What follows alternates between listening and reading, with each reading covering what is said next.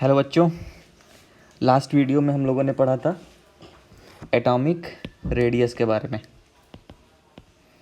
ठीक, आज हम लोग पढ़ेंगे आयोनाइजेशन एनर्जी के बारे में।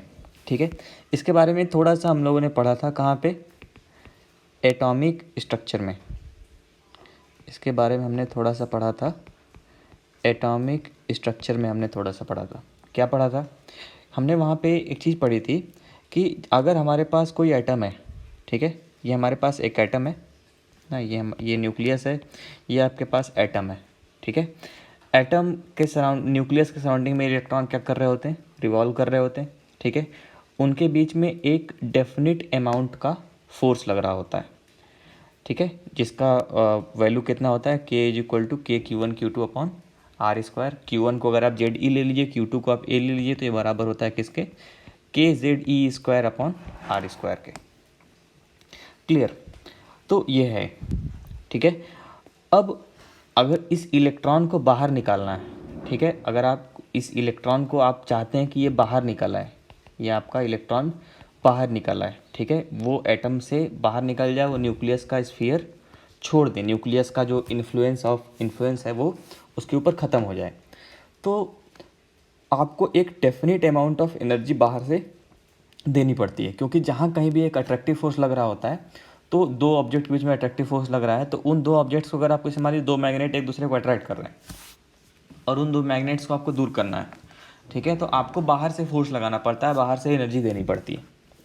ठीक, तो ये बात आपको ध्यान देनी, जब जहाँ कहीं भी अट्रैक्टिव फोर्स लग रहा होता है तो वहाँ पे हम लोगों को क्या करना पड़ता है कि उन दो ऑब्जेक्ट्स को दूर करने के लिए हमको बाहर से एनर्जी देना पड़ता है। तो यहाँ पे भी क्योंकि न्यूक्लियस और इलेक्ट्रॉन एक दूसरे को अट्रैक्ट कर रहे हैं और इलेक्ट्रॉन को मुझे बाहर निकालना है, मतलब न्यूक्लियस से दूर ले जाना है, तो मुझे कुछ बाहर से एनर्जी देनी पड़ेगी। ठीक है, तो उसी एनर्जी को हम लोग क्या बोल रहे हैं, आयोनाइजेशन एनर्जी या आयोनाइजेशन, ठीक है, आयोनाइजेशन एनर्जी या आयोनाइजेशन इंथैल्पी, इसको आप किताब में लिखा होगा। इंथैल्पी जो है एनर्जी का ही एक फॉर्म होता है, जिसके बारे में हम आगे पढ़ेंगे कहाँ पे, थर्मोडायनेमिक्स में। ठीक है, तो क्विन-लाजुला के आयोनाइजेशन एनर्जी का डेफिनेशन क्या हुआ, energy required to remove the electron of outermost orbit to infinite from isolated gaseous atom. ठीक है, बस एक चीज़ आप ध्यान रखेंगे, जब भी आप इलेक्ट्रॉन को निकालेंगे, ठीक है, जब भी आप किसी एटम से इलेक्ट्रॉन निकालेंगे तो वो आइसोलेटेड गैसियस स्टेट में होना चाहिए। क्यों, सॉलिड स्टेट में होगा तो क्या हो जाएगा, ठीक है, सॉलिड स्टेट में अगर होगा और उस समय आप उसको एनर्जी प्रोवाइड करेंगे तो वो पहले लिक्विड में कन्वर्ट होगा, ठीक है, फिर वो गैस में कन्वर्ट होगा, या फिर मान लो सीधा हो सकता है वो सीधा भी किस में कन्वर्ट हो जाए, सॉलिड से गैस में, और गैस में कन्वर्ट होने के बाद वो इलेक्ट्रॉन लूज करेगा। ठीक है, तो ये जो शुरू में आपने एनर्जी दिया, वो तो किस में कन्वर्ट हो गया, सॉलिड से गैस में कन्वर्ट करने में, वो उसका आयनाइजेशन में कोई पार्ट नहीं है। गैस में कन्वर्ट होने के बाद जब आपने आयन बनाया तो उस समय जो एनर्जी लगा वो हमारा आयनाइजेशन एनर्जी है। तो इसीलिए जब भी हम लोग एटम लेंगे तो सिंगल एटम लेंगे और गैसियस स्टेट में लेंगे। क्लियर, ठीक है, जैसे देखिए यहाँ पे हमने मेटल लिया है गैसियस स्टेट में, आइसोलेटेड गैसियस एटम, फिर इसमें से हम लोगों ने क्या किया है, इलेक्ट्रॉन निकाला है, तो एक इलेक्ट्रॉन निकाला है, तो एक उसके ऊपर क्या आ गया, पॉजिटिव चार्ज। ठीक है, और इस प्रोसेस में जो भी देखो डेल्टा एच अगर कहीं लिखा है डेल्टा एच, तो डेल्टा एच का मतलब होता है change in energy, change in energy.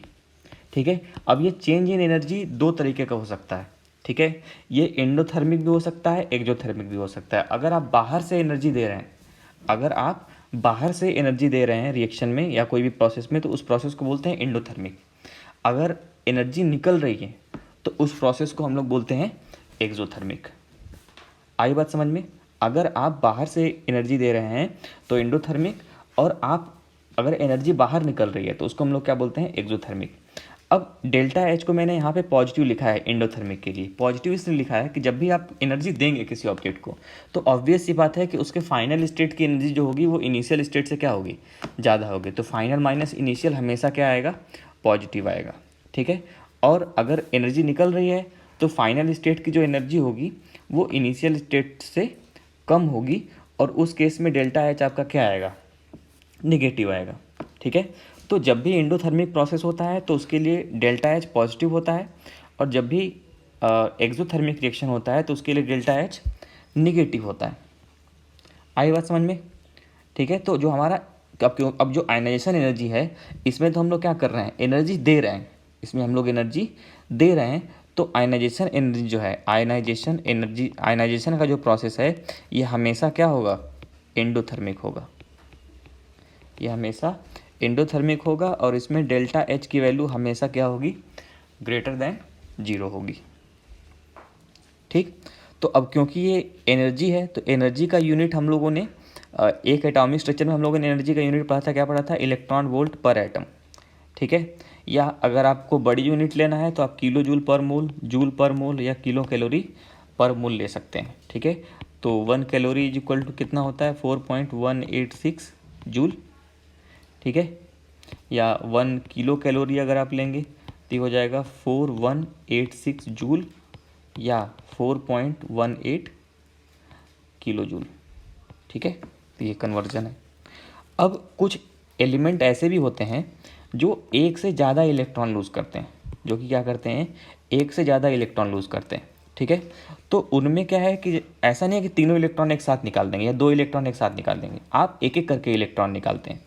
ठीक है, जैसे ये मेटल देखिए, यहाँ पे एक एलिमेंट है, वो क्या कर रहा है, पहले एक इलेक्ट्रॉन निकाला, फिर जो आपका कैटायन बना मोनो पॉजिटिव आयन, उसमें से हमने दूसरा इलेक्ट्रॉन निकाला, फिर हम लोगों ने उसमें से तीसरा इलेक्ट्रॉन निकाला। तो जब पहला इलेक्ट्रॉन निकालेंगे और उसमें जो एनर्जी लगेगी उसको बोलेंगे फर्स्ट आयनाइजेशन एनर्जी। क्या बोलेंगे, फर्स्ट आयनाइजेशन एनर्जी। जब दूसरा इलेक्ट्रॉन निकालेंगे और उसमें जो एनर्जी लगेगा उसको हम लोग बोलेंगे सेकेंड आयनाइजेशन एनर्जी। ठीक है, जब तीसरा इलेक्ट्रॉन निकालेंगे उसमें जो एनर्जी लगेगी उसको हम लोग बोलेंगे थर्ड आयनाइजेशन एनर्जी। क्लियर? ठीक, और जैसे मान लीजिए कि आप इस तरह सोचिए, जैसे मान लीजिए कि आपके घर चोरी होती है। ठीक है, तो जो पहली बार चोरी होगी तो हो सकता है कि आपने उतनी सिक्योरिटी ना रखी हो। ठीक है, और आसानी से चोरी हो जाए, लेकिन जब एक बार चोरी हो जाएगी तो आप सिक्योरिटी क्या करेंगे, इम्प्रूव कर देंगे। तो जब दोबारा चोर आएगा तो उसको पहले से ज़्यादा मेहनत करनी पड़ेगी। अगर वो उस बार भी सक्सेसफुल हो गया तो आप और सिक्योरिटी बढ़ा देंगे। ठीक है, तो जब तीसरी बार जब वो आएगा चोरी करने तो उसको और मुश्किल का सामना करना पड़ेगा। तो वही चीज़ यहाँ पे भी लागू होती है। जब पहला इलेक्ट्रॉन निकालेंगे तो पहला इलेक्ट्रॉन निकालना रिलेटिवली ईजी होता है। ठीक है, लेकिन जब दूसरा इलेक्ट्रॉन निकालते हैं तब दूसरा इलेक्ट्रॉन निकालते समय अब आपके एटम के ऊपर क्या आ गया है, पॉजिटिव चार्ज आ गया है। ठीक है, तो अब इलेक्ट्रॉन्स के अभी हम लोग लास्ट क्लास में पढ़े थे कि कैटायंस में जेड इफेक्टिव ज़्यादा होता है। जेड इफेक्टिव ज़्यादा होने का मतलब वैलेंस शेल के ऊपर ज़्यादा अट्रैक्टिव फोर्स लग रहा होता है, तो वहाँ से इलेक्ट्रॉन निकालना क्या होता है, ज़्यादा मुश्किल होता है। इसीलिए जो सेकेंड आयनाइजेशन एनर्जी होता है वो फर्स्ट से ज़्यादा होता है। ठीक है, और जब तीसरा निकालेंगे तो तीसरा जो है वो दूसरे से भी ज़्यादा होता है। ठीक है, तो ये फॉर पर्टिकुलर एलिमेंट, ठीक है, ये हमेशा वैलिड है। ठीक है, हर सक्सेसिव आयनाइजेशन एनर्जी प्रीवियस वाले आयनाइजेशन एनर्जी से क्या होती है, ज़्यादा होती है। क्लियर? ठीक, अब आते हैं हम लोग अपने यूजुअल, ठीक है, फैक्टर्स अफेक्टिंग आयनाइजेशन एनर्जी पे। ठीक, तो अभी मैंने बताया कि इलेक्ट्रॉन को निकालना तब ज़्यादा मुश्किल होगा जब उसके ऊपर ज़्यादा अट्रैक्टिव फोर्स लग रहा हो। ठीक है, और ज़्यादा मुश्किल होगा इन द सेंस कि वहाँ पे आपको क्या करनी पड़ेगी, ज़्यादा एनर्जी देनी पड़ेगी। जितना ज़्यादा अब एनर्जी देना क्यों पड़ रहा है, अट्रैक्टिव फोर्स की वजह से। तो जितना ज़्यादा अट्रैक्टिव फोर्स लगेगा आपको एनर्जी उतनी ही क्या करनी पड़ेगी, ज़्यादा देनी पड़ेगी। ठीक है, तो ये बात आप ध्यान में रखेंगे। ठीक है, तो इसीलिए जो सेकंड पॉइंट देखिए, जो higher value of Z effective more will be the attraction and hence higher will be the ionisation energy. तो आयनाइजेशन एनर्जी जो है वो आपका डायरेक्टली प्रोपोर्शनल होता है किसके, जेड इफेक्टिव के। जितना ज़्यादा इफेक्टिव न्यूक्लियर चार्ज उतना ज़्यादा आयनाइजेशन एनर्जी। ठीक है, और उसी तरीके से हम लोग साइज़ से भी इसको रिलेट कर सकते हैं। ठीक है, साइज़ से कैसे रिलेट करेंगे, ठीक है, कि जब मान लीजिए बड़ा साइज़ है, ठीक है, तो न्यूक्लियस बाहर वाला इलेक्ट्रॉन न्यूक्लियस से दूर होगा। छोटा साइज़ है तो बाहर वाला इलेक्ट्रॉन न्यूक्लियस के नज़दीक होगा। नहीं तो जैसे जैसे मान लीजिए अगर आप अपने घर पे रह रहे हैं और आपके दोस्त को आपको घर से निकालना है, मतलब आपको उसको अपने साथ ले जाना है, तो घर पे आपको ज़्यादा प्रॉब्लम है, क्यों? क्योंकि आप अपने मम्मी पापा के साथ रह रहे हैं, आपको ज़्यादा सवालों के जवाब देने पड़ेंगे, आपको ज़्यादा मेहनत करनी पड़ेगी। वहीं पे अगर आप हॉस्टल में रह रहे हैं, ठीक है, और उस समय आपका फ्रेंड कॉल करता है तो आप क्या करते हैं, छत पे से कूद के आ जाएंगे तुरंत। उसमें आपको थोड़ा सा भी हेल्प, थोड़ा सा भी मेहनत नहीं करनी पड़ेगी। तो जितना बड़ा आपका क्या होगा, एटम होगा, ठीक है, न्यूक्लियस का इन्फ्लुएंस इलेक्ट्रॉन के ऊपर उतना ही क्या होगा, कम होगा, और आपको उतनी ही कम एनर्जी देनी पड़ेगी। तो इसीलिए आयनाइजेशन एनर्जी जो है वो हमेशा इन्वर्सली प्रोपोर्शनल होती है किसके, size of atom slash ion के, ठीक है। जितना बड़ा आयन, जितना बड़ा एटम, उतनी ही कम आयनाइजेशन एनर्जी, ठीक है। तो ये दो मेन फैक्टर हैं जिनको आप याद रखेंगे। उसके अलावा penetration power of subshell. Penetration power of subshell क्या होता है कि जैसे मान लो कई सबशेल हैं एस, पी, डी और एफ। तो एस, पी, डी, एफ में एस न्यूक्लियस के सबसे ज़्यादा नज़दीक होता है, फिर उससे दूर पी होता है, फिर उससे दूर डी होता है, उससे दूर एफ होता है। तो जो न्यूक्लियस के जितना नज़दीक होता है उसको, उसका बोलते हैं हम लोग पेनिट्रेशन पावर क्या है, उतना ही ज़्यादा है। वो बाकी सेल्स को पेनिट्रेट करके कहाँ तक पहुँचा है, न्यूक्लियस तक पहुँचा है, ठीक है। तो उस केस में जो आयनाइजेशन एनर्जी है वो आपका क्या होता है, सबसे ज़्यादा होगा किस में, किसके लिए, एस के लिए, फिर पी के लिए, फिर डी के लिए और फिर एफ के लिए। आई बात समझ में, ठीक है। तो आयनाइजेशन एनर्जी सबसे ज़्यादा एस का है, फिर पी का है, फिर डी का और फिर एफ का, ठीक। उसी तरीके से हम लोग इलेक्ट्रॉनिक कॉन्फ़िगरेशन में भी वहाँ पे हम लोग पढ़े थे एटॉमिक स्ट्रक्चर में कि हम लोगों ने दो स्पेशल तरह के एटॉमिक इलेक्ट्रॉनिक कॉन्फ़िगरेशन पढ़े थे। एक हमने पढ़ा था हाफ फील्ड, ठीक है, और दूसरा हमने पढ़ा था फुल फील्ड, ठीक है। तो जो पी, डी और एफ के लिए ये जरिए लागू होता है, पी, डी और एफ के लिए लागू होता है ये कि पी, डी और एफ में दो तरह के कॉन्फ़िगरेशन हमको मिलते हैं, एक मिलता है हाफ फील्ड और एक मिलता है फुल फील्ड। जैसे P3 अगर पी और पी सबशेल में 3 इलेक्ट्रॉन है तो उसको हाफ फील्ड बोलेंगे। पी सबशेल में अगर 6 इलेक्ट्रॉन है तो उसको हम लोग क्या बोलेंगे, फुल फील्ड। वही चीज़ डी के ऊपर है, डी में अगर 5 इलेक्ट्रॉन है तो हाफ फील्ड, डी में अगर 10 इलेक्ट्रॉन है तो फुल फील्ड, एफ में अगर 7 इलेक्ट्रॉन है तो हाफ फील्ड, और एफ में अगर 14 इलेक्ट्रॉन है तो फुल फील्ड। अब वहाँ पे मैंने बताया था आपको कि ये जो हाफ फील्ड और फुल फील्ड इलेक्ट्रॉनिक कॉन्फ़िगरेशन होते हैं ये रिलेटिवली ज़्यादा स्टेबल होते हैं as compare to other states के, ठीक है। तो उस अब क्योंकि स्टेबिलिटी यहाँ पे ज़्यादा है तो ये भी क्या करते हैं, अफेक्ट करते हैं आयनाइजेशन एनर्जी पे। अब कैसे अफेक्ट करते हैं ये हम लोग अभी आगे देखेंगे। तो half filled and full filled orbitals are relatively more stable, so it is difficult to remove electrons from them, ठीक है। जाहिर सी बात है कि हाफ फील्ड और फुल फील्ड है तो उसकी वो स्टेबल है और वहाँ से आपको इलेक्ट्रॉन निकालना पड़ेगा। तो आप इलेक्ट्रॉन निकालेंगे मतलब उसके हाफ फील्ड या फुल फील्ड इलेक्ट्रॉनिक कॉन्फ़िगरेशन को डिस्टर्ब कर रहे हैं, और जब आप उसको डिस्टर्ब करेंगे तो ऑब्वियस सी बात है कि वो ऐसा नहीं चाहेगा, कोई भी अपनी स्टेबिलिटी लूज़ नहीं करना चाहता है, वो खूब अपोजिशन करेगा और अपनी इलेक्ट्रॉन को बाहर निकलने नहीं देगा, ठीक। अब आते हैं ट्रेंड्स पे, ठीक है। सबसे पहले देखते हैं पीरियड में। तो पीरियड में लेफ़्ट टू राइट जाएंगे तो लेफ़्ट टू राइट जाएंगे तो जेड इफेक्टिव क्या होगा, बढ़ेगा, साइज़ घटेगा। तो जेड इफेक्टिव डायरेक्टली प्रोपोर्शनल था, साइज़ के इन्वर्सली प्रोपोर्शनल था, तो आयनाइजेशन एनर्जी क्या होगी, बढ़ेगी, ठीक है। In respective period noble gases have highest ionisation energy. अब ये ऐसा क्यों है ये मैं अभी आगे बताऊँगा आपको, ठीक। तो नहीं, ये तो सबसे वैसे भी सबसे राइट में है, नोबल गैसेस क्या है, सबसे राइट में है, और लेफ्ट से राइट जाने पर आयनाइजेशन एनर्जी क्या हो रही है, बढ़ रही है। तो वैसे भी आप बोल सकते हैं कि in respective period noble gases have highest ionisation energy, ठीक है। टॉप से बॉटम आएंगे, टॉप से बॉटम तो जेड इफेक्टिव क्या रहेगा, कांस्टेंट, साइज इंक्रीज होगा तो साइज की इन्वर्सली प्रोपोर्शनल होता है, तो आयनाइजेशन एनर्जी क्या होगी, घटेगी, क्लियर, ठीक है। अब जब भी हम लोग कोई भी प्रॉपर्टी पढ़ेंगे तो वो प्रॉपर्टीज़ को हम लोग P2 सेकेंड पीरियड और थर्ड पीरियड में ज़्यादा अप्लाई करेंगे, ठीक। सेकेंड पीरियड और थर्ड पीरियड में हम लोग क्या करेंगे, उसको ज़्यादा अच्छे से समझेंगे क्योंकि यहीं पे उसको ज़्यादा पूछा जाता है। लिथियम है, ठीक है, बेरिलियम है, बोरॉन है, कार्बन है, नाइट्रोजन है, ऑक्सीजन है, फ्लोरीन है और नियॉन है, ठीक है। लिथियम के वैलेंस शेल का इलेक्ट्रॉनिक कॉन्फ़िगरेशन क्या है, 2s1, बेरिलियम का 2s2, ठीक है, बोरॉन का 2s2 2p1, कार्बन का 2s2 2p2, नाइट्रोजन का 2s2 2p3, ऑक्सीजन का 2s2 2p4, फ्लोरीन का 2s2 2p5, नियॉन का 2s2 2p6, ऐसे। ठीक है, तो अब अभी हम लोगों ने पढ़ा कि लेफ़्ट टू राइट जाने पे आयनाइजेशन एनर्जी बढ़ता है, और वो सही भी है। लेकिन हमारे इस जैसे लास्ट वीडियो मैंने बताया था कि बहुत सारे ऐसे एलिमेंट हैं जो नॉर्मल ट्रेंड को फॉलो नहीं करते हैं फॉर वैरायटी ऑफ रीजन्स। ठीक है, तो वो रीज़न क्या है वो भी पढ़ेंगे, और वो एलिमेंट कौन से हम लोग वो भी पढ़ेंगे। तो लेफ़्ट टू राइट जाने पे आयनाइजेशन एनर्जी बढ़ता है, तो लिथियम से बेरिलियम जाने पे आयनाइजेशन एनर्जी बढ़ेगा। लेकिन जब हम लोग बेरिलियम से बोरॉन जाते हैं तो वो एनर्जी क्या होती है, घटती है। मतलब ग्रुप 2 से ग्रुप 13 जाने पे ये गड़बड़ हो जाता है। ठीक है, और फिर जब बोरॉन से आगे जाते हैं तो फिर बढ़ता है। ठीक है, कार्बन, नाइट्रोजन, फिर नाइट्रोजन पे जब आगे जाते हैं नाइट्रोजन से ऑक्सीजन तो फिर गड़बड़ हो जाता है। ठीक है, और जब ये नाइट्रोजन से ऑक्सीजन जाता है तो फिर गड़बड़ हो गया, फिर से जब यहाँ जब आगे जाते हैं तो फिर ये इंक्रीज होता है। ठीक, तो यहाँ पे क्या है, कहाँ गड़बड़ हुई, ग्रुप 15 से ग्रुप 16 जाने पे। ठीक है, तो अब बात ये आ रही है कि गड़बड़ हो क्यों रहा है। ठीक है, गड़बड़ होने का रीज़न जैसे मैं यहाँ पे समझाऊँ नाइट्रोजन वाले केस में।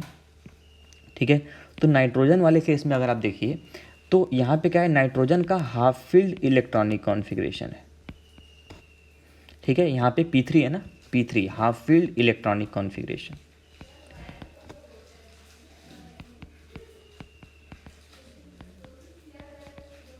यहाँ पे क्या है, हाफ फील्ड इलेक्ट्रॉनिक कॉन्फ़िगरेशन है। ठीक है, तो अब जाहिर सी बात है कि हाफ फील्ड से इलेक्ट्रॉन निकालना भी मैंने बताया था कि हाफ फील्ड जो इलेक्ट्रॉनिक कॉन्फ़िगरेशन होती है वो रिलेटिवली ज़्यादा स्टेबल होती है, वहाँ से इलेक्ट्रॉन निकालना रिलेटिवली ज़्यादा मुश्किल होता है। ठीक है, तो उस वजह से नाइट्रोजन से इलेक्ट्रॉन निकालना थोड़ा सा क्या होता है, मुश्किल होता है। ठीक है, एज़ कम्पेयर टू किसके, ऑक्सीजन के। ठीक है, तो अगर आपसे कोई पूछे कि सर बेटा नाइट्रोजन का ऑक्सीजन राइट में है, नाइट्रोजन लेफ्ट में है, ऑक्सीजन का आयनाइजेशन और आयनाइजेशन एनर्जी जो है वो लेफ्ट से राइट जाने पे बढ़ती है, तो राइट वाले का ज़्यादा होना चाहिए, लेफ्ट वाले का कम होना चाहिए। लेकिन नाइट्रोजन का ज़्यादा होता है ऑक्सीजन से। क्यों ज़्यादा होता है, क्योंकि नाइट्रोजन का वैलेंस शेल इलेक्ट्रॉनिक कॉन्फ़िगरेशन क्या होता है, हाफ फील्ड होता है। ठीक, दूसरा रीज़न यहाँ पे क्या होगा, बेरिलियम से बोरॉन जाने पे, बेरिलियम से बोरॉन जाने पे क्या होगा, बेरिलियम में देखो इलेक्ट्रॉन कहाँ पे है, एस में है, एस में से निकालना है आपको, बोरॉन में से कहाँ से निकालना है।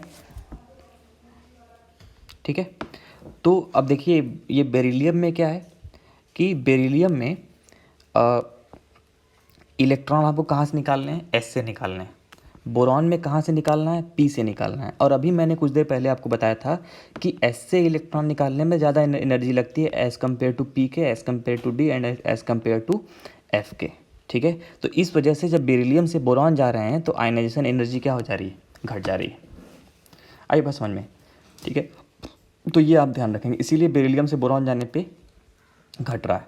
ठीक, तो ओवरऑल क्या हुआ, ओवरऑल में बस जहाँ पे गड़बड़ हो रही है वहीं पे प्लेस इंटरचेंज कर देना है। मतलब लिथियम सबसे पीछे होगा, फिर बोरॉन, फिर बेरिलियम, फिर कार्बन, फिर कार्बन के बाद ऑक्सीजन, फिर नाइट्रोजन, फिर फ्लोरीन, फिर नियॉन, ऐसे, फिर नियॉन, इस तरीके से।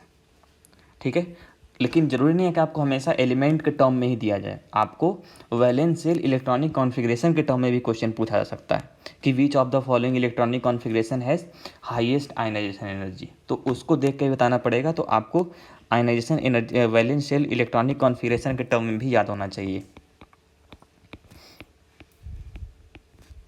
ठीक है, तो उसके टर्म में लिखेंगे तो ऐसे आएगा 2s2 2p4 2p3 2p5 2p6, 2p6 वालों का सबसे ज़्यादा होगा, वैलेंस नोबल गैस वालों का सबसे ज़्यादा होता है। ठीक है, क्लियर। चलिए, तो मैं सारा क्लियर करता हूँ। तो अब इसी चीज़ को हम लोग करते हैं किस में, थर्ड पीरियड में, P3 में। तो P3 में कौन है, सोडियम है, पोटेशियम है, सोडियम के बाद मैग्नीशियम है, एल्यूमिनियम है। ठीक है, एल्यूमिनियम के बाद कौन है, सिलिकॉन है, फास्फोरस है, सल्फ़र है, क्लोरीन है और आर्गन है।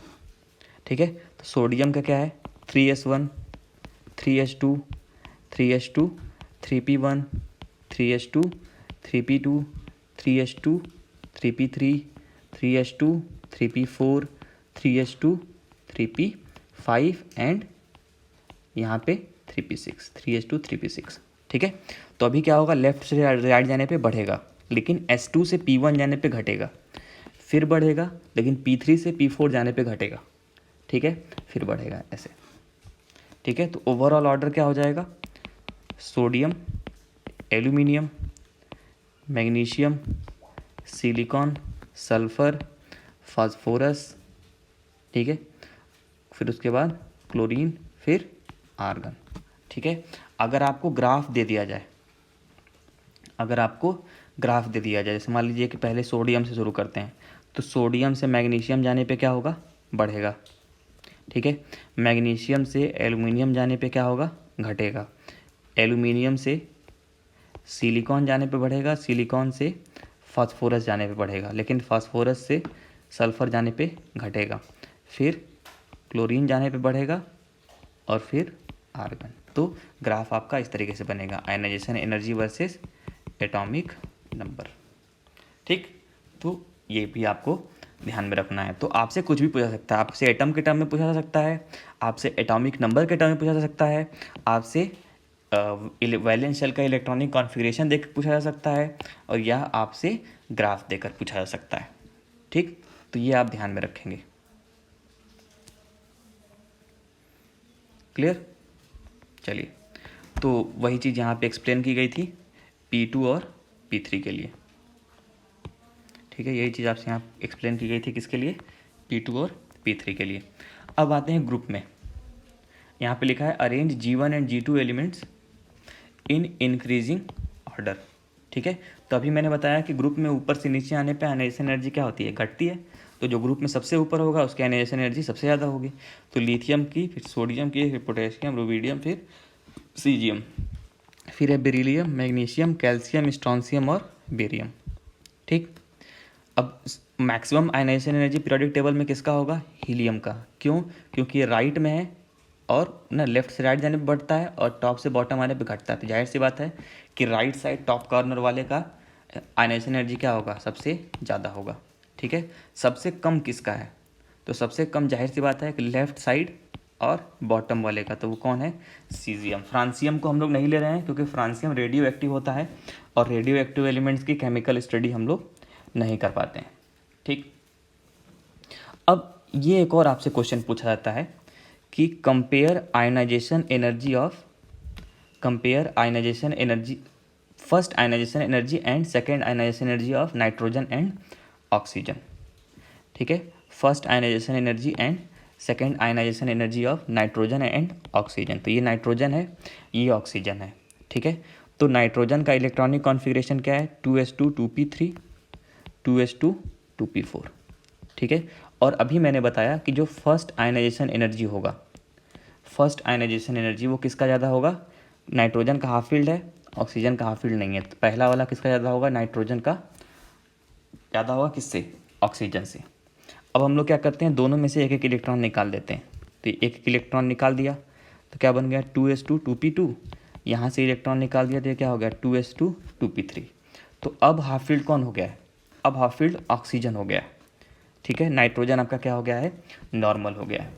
ठीक है, तो अब एनर्जी निकालने में ज़्यादा मेहनत कहाँ पे लगेगी, ऑब्वियस सी बात है, कहाँ पे, ऑक्सीजन में।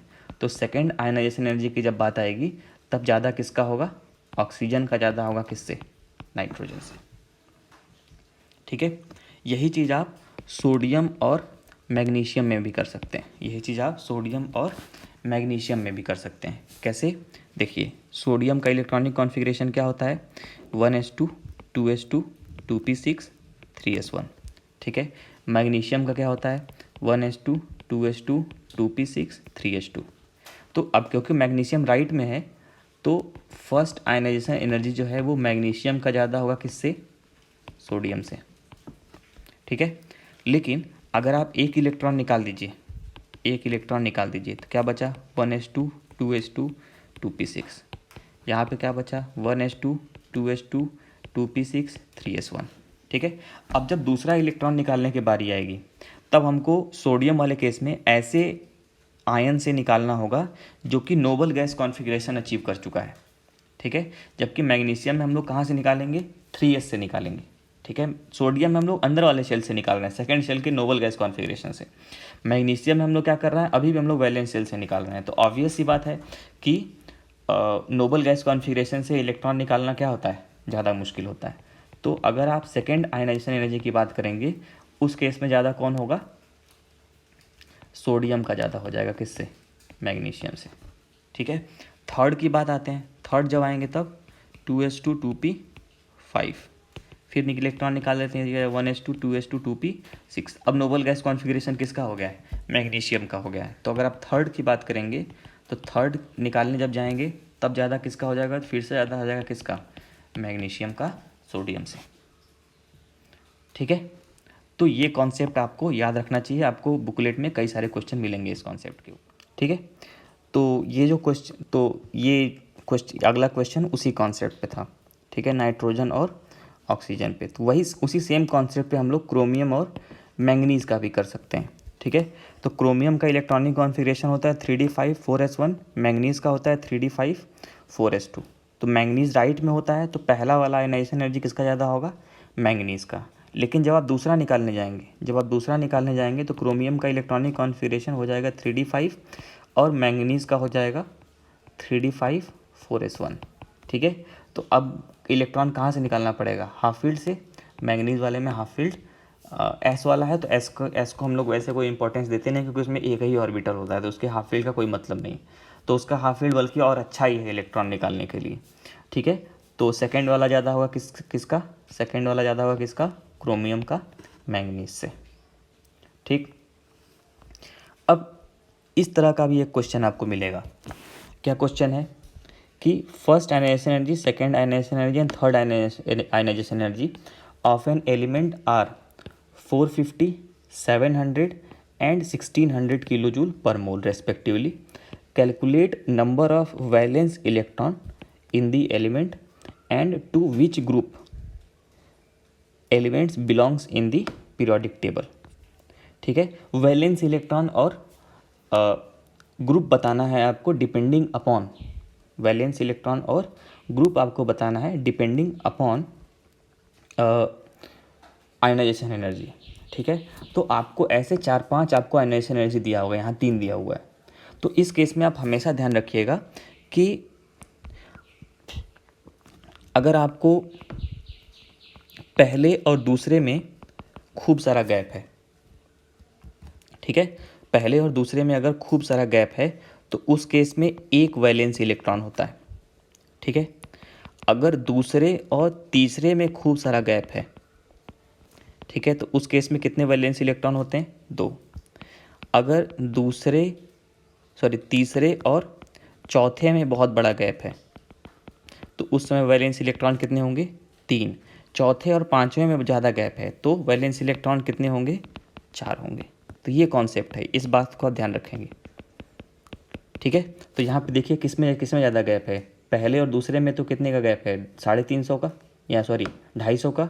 लेकिन दूसरे और तीसरे में लगभग 900 का गैप है। तो दूसरे और तीसरे में बहुत बड़ा गैप है, तो दूसरे और तीसरे में बहुत बड़ा गैप है, यानी कि वहाँ पे वैलेंस इलेक्ट्रॉन कितने होंगे, 2 होंगे, ठीक है। और 2 वैलेंस इलेक्ट्रॉन किस ग्रुप में होते हैं, सेकंड ग्रुप में, ठीक। तो ये कॉन्सेप्ट आप ध्यान रखेंगे, ठीक है। Since there is a large difference between IE2 and IE3 which indicates that there should be change of shell for removal of electron, hence electron should have 2 electron in valence shell, ठीक है। इसका simple सा मतलब है कि जब आप 2 electron निकाल दिए तो जब तीसरा इलेक्ट्रॉन निकालने गए तो तीसरा इलेक्ट्रॉन आपको कहाँ से निकालना पड़ रहा है, एक ऐसे आयन से जो नोबल गैस कॉन्फ़िगरेशन अचीव कर चुका है। तो नोबल गैस कॉन्फ़िगरेशन जो अचीव कर चुका है वहाँ से आप इलेक्ट्रॉन निकालने जाएंगे तो आपको बहुत ज़्यादा दिक्कत होने वाली है, ठीक। नेक्स्ट अब देखिए यहाँ पे क्या है कि मतलब आपको 2, जैसे ऊपर 2 आयनाइजेशन एनर्जी दिया है, पहला और दूसरा दे रखा है, ठीक है। आपको टोटल आयनाइजेशन एनर्जी निकालना है। तो ए से अगर A2+ बनाना है और 2 इलेक्ट्रॉन निकालना है, कैलकुलेट एनर्जी चेंज इन्वॉल्व, ठीक है। तो टोटल आयनाइजेशन एनर्जी जो होगा वो हमेशा सबका सम होता है। 2 इलेक्ट्रॉन निकालने हैं तो पहले और दूसरे का सम, 3 इलेक्ट्रॉन निकाले हैं तो पहले और दूसरे और तीसरे का सम, ठीक है। तो ये आपका टोटल आयनाइजेशन एनर्जी हो गया। कई बार आपको उल्टा पूछ लिया जाता है कि ठीक है कि ए से A2+ जाने पे 1150 किलो जूल एनर्जी निकली है, ठीक है। तो A2+ से ए जाने पे क्या होगा, ठीक। तो जब भी हम लोग प्रोसेस रिवर्स करते हैं, एनर्जी का साइन भी रिवर्स हो जाता है। अगर ए से A2+ जाने पे एनर्जी देनी पड़ रही थी तो A2+ से ए जाने पे आपको हमेशा एनर्जी क्या होगी, रिलीज होगी। तो इसीलिए A2+ से 2 इलेक्ट्रॉन लेके जब ए बनाएगा वो, तो वहाँ पे डेल्टा एच जो होगा वो -1150 होगा। अब न्यूमेरिकल वैल्यू सेम होगी, बट जो आपका एनर्जी का साइन होगा वो चेंज हो जाएगा। पहले प्लस था, अब क्या हो गया, माइनस हो गया, ठीक। नेक्स्ट क्वेश्चन है, arrange the following in increasing order of ionisation energy, ठीक है। Fe2+, Fe और Fe3+, आयंस के बीच में आयनाइजेशन एनर्जी कंपेयर करना है। तो इसके लिए मैंने आपको एक्सप्लेनेशन दिया था पहले कि जो आयंस, जो कैटायंस होते हैं, उनका इफेक्टिव न्यूक्लियर चार्ज क्या होता है, ज़्यादा होता है, ठीक है। और जितना ज़्यादा पॉजिटिव चार्ज होगा उतना ज़्यादा इफेक्टिव न्यूक्लियर चार्ज होगा। और आयनाइजेशन एनर्जी जो है वो डायरेक्टली प्रोपोर्शनल होता है किसके, इफेक्टिव न्यूक्लियर चार्ज के। तो आपका ऑर्डर क्या आएगा, Fe3+, Fe2+ और Fe, ऐसे, ठीक है। उसी तरीके से अगर आप मैंगनीज का करते हैं Mn2+, Mn, Mn4+, Mn7+, Mn6+, तो सबसे ज़्यादा किसका होगा, जहाँ पे सबसे ज़्यादा पॉजिटिव चार्ज, ठीक है। फिर उससे कम, फिर उससे कम, फिर उससे कम, फिर उससे कम, ठीक। अगर आपके पास एनायन है तो एनायन के केस में क्या होगा कि इफेक्टिव न्यूक्लियर चार्ज घट जाता है, और इफेक्टिव न्यूक्लियर चार्ज घटेगा तो आयनाइजेशन एनर्जी भी क्या होगी, घट जाएगी। तो इसीलिए N3- सबसे पीछे है, N2-, फिर N-, फिर N, ठीक है। O2-, O और O- में क्या होगा, O2- सबसे पीछे, फिर O-, फिर O, ठीक है। स्कैंडियम, वाइट्रियम और लैंथेनम, तो स्कैंडियम सबसे ऊपर होता है, फिर वाइट्रियम होता है, फिर लैंथेनम होता है, और ऊपर से नीचे जाने पे आयनाइजेशन एनर्जी क्या होती है, घटती है। तो स्कैंडियम, वाइट्रियम और लैंथेनम। सिक्स्थ जो है एक्सेप्शन वाला केस है, इसको हम लोग अभी आगे डील करेंगे, ठीक। और यहाँ पे देखिए क्या लिखा है, the for same element electronic configuration is not considered, ठीक है। जो इलेक्ट्रॉनिक कॉन्फ़िगरेशन वाला फैक्टर था वो हम लोग तभी कंसीडर करेंगे जब हमारे पास क्या हो, डिफरेंट एलिमेंट हो। सेम एलिमेंट के लिए हम लोग कंसीडर नहीं करते हैं, ठीक है। ओनली चार्ज इज कंसीडर्ड ना। कई लोग कंफ्यूज हो जाएंगे कि सर एन में तो हाफ फील्ड था, N+ में जो था वो 2p2 था, N3- में 2p6 था। तो आप बोलेंगे जब भी जो है उसका valence shell electronic configuration noble gas को अचीव कर लेगा, फुल्ली फील्ड हो जाएगा, तो उसका आयनाइजेशन एनर्जी क्या होना चाहिए, सबसे ज़्यादा होना चाहिए। लेकिन वो डिफरेंट एटम के लिए, सेम एटम के लिए तो हम लोग सिर्फ क्या देखेंगे, इफेक्टिव न्यूक्लियर चार्ज देखेंगे।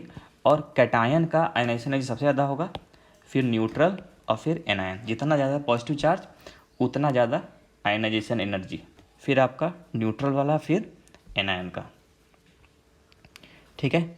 For cations higher is the charge more will be the ionisation energy, for anions higher is the charge lesser will be the ionisation energy, ठीक है।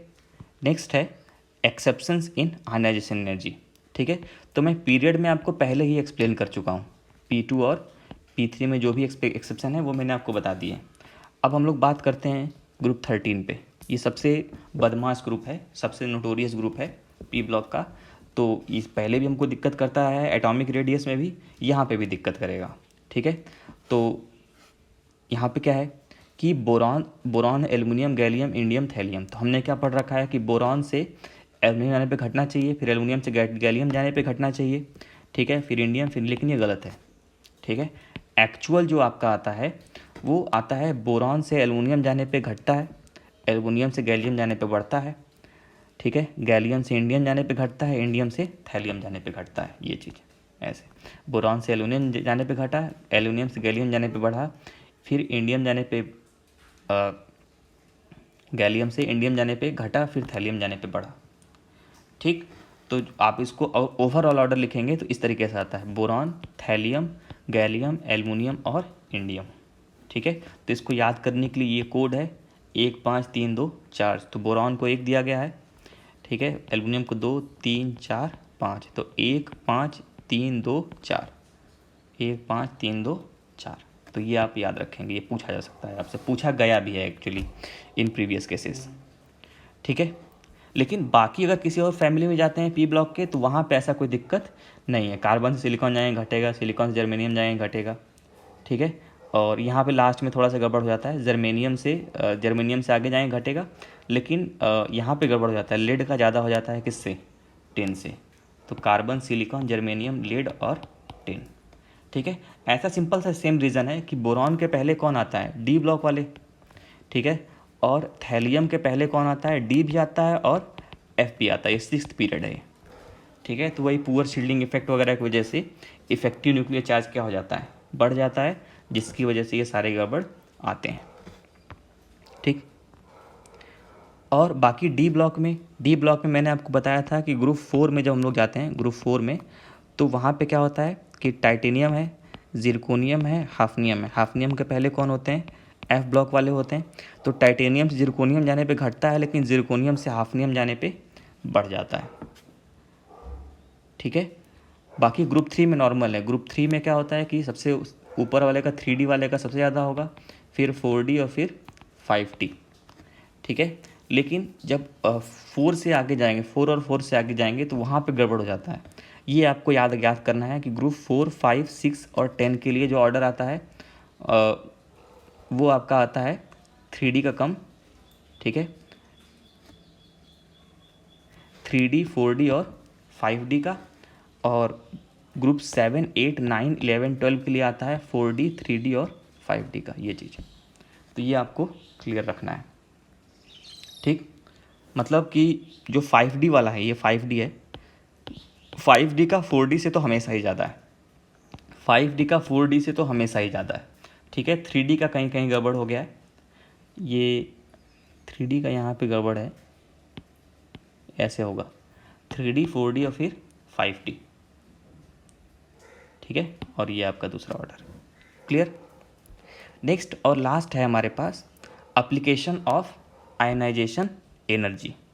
ठीक है, तो बच्चों देखो, जैसे मान लीजिए कि जब भी हमको कैटायन बनाना होता है, जब भी हमको कैटायन बनाना है, तो कैटायन बनाने के लिए इलेक्ट्रॉन लूज़ करना पड़ता है, और इलेक्ट्रॉन लूज़ करवाने के लिए हमको एनर्जी देनी पड़ती है, उसको हम लोग क्या बोलते हैं, आयनाइजेशन एनर्जी। तो कोई भी इलेक्ट्रॉन आपको निकालना है, तो जब भी हमको कोई एनर्जी देनी पड़ती है, तो हम लोग क्या करते हैं, हम लोग कोशिश करते हैं कि हमको कम से कम एनर्जी देना पड़े। हमारे लिए फेवरेबल ये है कि हमको कम से कम एनर्जी देना पड़े। कम एनर्जी दे रहे हैं, इसका मतलब इलेक्ट्रॉन को निकालना आसान है। ज़्यादा एनर्जी दे रहे हैं, इसका मतलब इलेक्ट्रॉन को निकालना मुश्किल है। ठीक है, तो अब इलेक्ट्रॉन का लूज़ करना is equivalent to metallic character.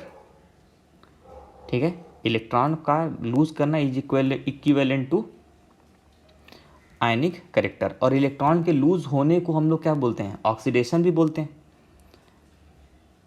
ठीक है, तो ये आपका है बेसिक। और जो मेटल जो होता है, मेटल का जो ऑक्साइड होते हैं, वो बेसिक नेचर के भी होते हैं।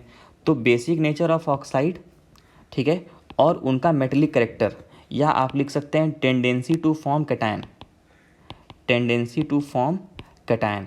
ये सारी ही चीज़ें इन्वर्सली प्रोपोर्शनल होती हैं किसके, आयनाइजेशन एनर्जी के। ठीक है, मतलब आयनाइजेशन एनर्जी अगर ज़्यादा होगा तो मेटेलिक करेक्टर कम होगा, और ऑक्सीडाइज होने की टेंडेंसी क्या होगी, कम होगी। ठीक है, मतलब ऑक्सीडाइज होने की टेंडेंसी मतलब इलेक्ट्रॉन लूज़ करने की टेंडेंसी। ठीक है, और आयनाइजेशन एनर्जी कम होगी तो मेटेलिक करेक्टर ज़्यादा होगा। ठीक है, और ऑक्सीडाइज होने की टेंडेंसी भी क्या होगी, ज़्यादा होगी। और यही चीज़ हम लोग अप्लाई कर सकते हैं किसके ऊपर, basic nature of oxide and hydro oxide के ऊपर। ठीक है, क्योंकि मेटल के जो ऑक्साइड होते हैं वो कैसे होते हैं, बेसिक होते हैं। नॉन मेटल के ऑक्साइड एसिडिक होते हैं। ठीक है, तो अब मेटेलिक कैरेक्टर ही आयनाइजेशन एनर्जी के ऊपर डिपेंड है, तो उसका नेचर ऑफ ऑक्साइड भी क्या होगा, आयनाइजेशन एनर्जी के ऊपर होगा। तो बेसिक नेचर ऑफ ऑक्साइड भी होगा, वो क्या होगा, इन्वर्सली प्रोपोर्शनल होगा किसके, आयनाइजेशन एनर्जी के। मतलब आयनाइजेशन एनर्जी ज़्यादा, मतलब basic nature of oxide come, acidic nature of oxide ज़्यादा। ठीक है, लेफ़्ट टू राइट जाने पे। और टॉप टू बॉटम जब आएंगे तो आयनाइजेशन एनर्जी घटेगा, बेसिक नेचर ऑफ ऑक्साइड बढ़ेगा, और एसिडिक नेचर ऑफ ऑक्साइड घटेगा। ठीक है, तो अगर आपसे एक क्वेश्चन दे दिया जाए कि सोडियम ऑक्साइड, पोटेशियम ऑक्साइड और सीजियम ऑक्साइड का आप बेसिक नेचर कंपेयर करिए, तो टॉप से बॉटम आने पे अभी मैंने क्या बोला कि बेसिक नेचर बढ़ता है, तो ये बढ़ गया। ठीक है, उसी तरीके से लिथियम ऑक्साइड है, कार्बन डाइऑक्साइड है, नाइट्रोजन ऑक्साइड है, नाइट्रोजन पेंटा ऑक्साइड, बेरिलियम ऑक्साइड और B2O3। तो इसमें आपको करना है एसिडिक नेचर, मान लीजिए कंपेयर करना है, क्या कर सॉरी मान लीजिए पहले बेसिक नेचर कंपेयर करना है। ठीक है, बेसिक नेचर कंपेयर करना है, तो बेसिक नेचर सबसे ज़्यादा किसका होगा? लिथियम ऑक्साइड का। ठीक है, फिर किसका होगा? बेरिलियम ऑक्साइड का, फिर B2O3 का, फिर CO2 का, फिर N2O5 का। तो ये बेसिक नेचर का हो गया। अगर एसिडिक नेचर का करेंगे तो वो इसका क्या हो जाएगा? उल्टा हो जाएगा। ठीक है, तो ये था ऑल अबाउट आयोनाइजेशन एनर्जी। तो आई होप आपको समझ में आया होगा। ठीक है, नहीं समझ में आया होगा तो लाइव क्लास में हम लोग डिस्कस करेंगे इसको। ठीक है, आप साथ जो भी पूछना है आप पूछ सकते हैं, और बाकी मिलते हैं हम लोग नेक्स्ट वीडियो में।